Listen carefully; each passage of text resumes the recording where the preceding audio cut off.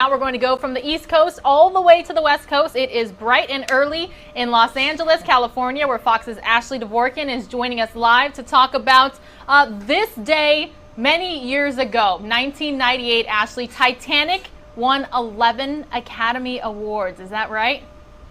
Yes. Good morning, Pilar. Yes. So 11 Academy Awards. It tied the record with Ben-Hur, 1959's Ben-Hur. And it went in with 14 nominations. And of course, it won Best Picture, Best Director, but it also swept those technical categories, which of course, the groundbreaking visuals of this film stood the test of time. Yeah, absolutely. And I'm actually queuing up some footage of the trailer for you. I'm a huge Titanic fanatic. It is probably my favorite movie ever. I want to make sure that we can still chat, though, while I play the video. So thanks, Ashley, for your patience. Okay, there you go. So we're playing the trailer right now. Why do you think this film was so highly acclaimed in 1998? Was it ahead of its time, like technologically advanced? Was it the shooting? Was it the producing? What made it so grand? I think it's all of those elements combined. Yes, our hearts will go on and on for Jack and Rose because this epic love story combined with a giant blockbuster. And you have those two elements on such a large scale. And it's 3 hours and 14 minutes. So you would maybe be surprised, but even at the time when it came out, people watched it and then went back to the theater, rewatched it because it was such a gripping story. And then, yes, the visuals. First of all, you had James Cameron, who made a 90% to scale replica of the Titanic for them to work with.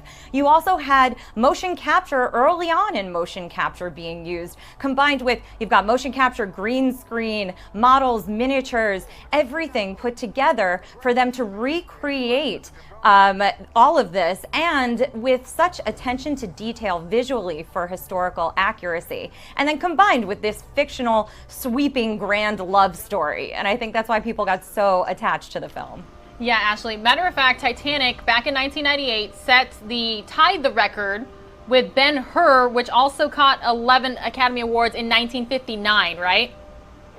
Yes, and then later on you had Lord of the Rings, The Return of the King. So another large scale, lots of technical categories, one film. So I think that it made Oscars history, and it still continues to make cinematic history when you look at it in terms of what it was able to do as far as the story, the visuals, how it went on. It had a 3D re-release.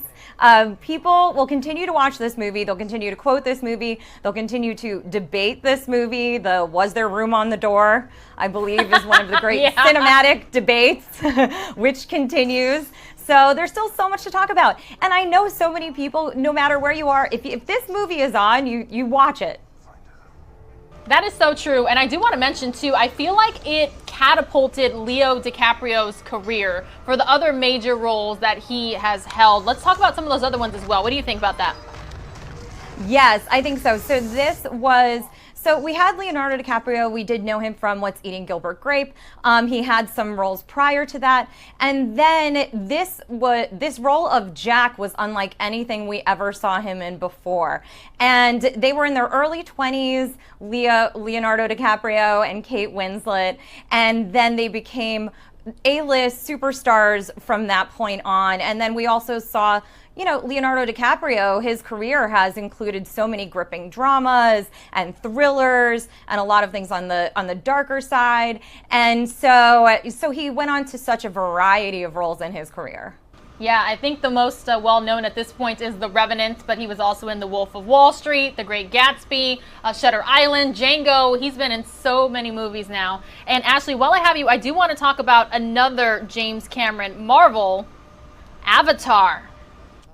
Yes, Avatar, giving new meaning to long-awaited sequel. So Avatar, as we'll remember, the first one came out in 2009, and we have been awaiting this film. And as we know, again, big productions, big budgets. So Avatar, they are working on it. They're filming it, and even posted over the summer that they were filming in New Zealand. The next installment is set to be out in 2022, and we are supposed to get 5 Avatar movies over the next decade. So we're going to live in Pandora for a while. Yeah, this is known as another one of the greatest movies of all time, well, at least for our generation. I feel like if you ask anybody in their late 20s to late 30s, they will say Avatar and Titanic, some of the best movies they've ever seen. So is that the holdup here for the sequel, that James Cameron just wants to make sure that the sequel is just as good, if not better, than the first? Well, it seems like it. The production, there, you keep hearing about production starting, or when is it getting starting? There were always some questions about it. And what seems to be the case is that once it got started, the ball really was rolling. So here we go with 5 installments coming up within several years of each other. So while it did take a lot of time to get there, it seems like now we are here and we can expect a lot from Avatar, which was just re-released in China, by the way. And it now is back to #1 as the top grossing film of all time. Titanic took that spot when it first came out, and then it was replaced by only Avatar. After that, Avengers Endgame, and now Avatar is on the top of the list again. Does it surprise you that we're talking about such old movies? Because when you think about the day and age where it goes, it skips theaters nowadays. It just starts streaming. Would you say that these are old movies? Yes, they are, and we're talking about really big budgets for the time that they came out. I mean, Avatar was originally budgeted at $100 million, and it ended up around $200 million, and for that time was the most expensive movie ever made. And these days we're used to seeing these giant blockbusters being made, especially when we're talking about Avengers and the superhero movies and superhero sequels and franchises, and these are giant movies. And I think the ones that we're talking about were ahead of their game in that field, in that realm. And so we're kind of talking about the ones that paved the way. All right, Ashley, I have to tell you, we air your stories all the time here on NewsNOW from Fox, and I'm pretty jealous of your job. So thank you for waking up so early in the morning and joining us from Los Angeles. Thank you so much. So nice talking with you today. All righty, take care. You too.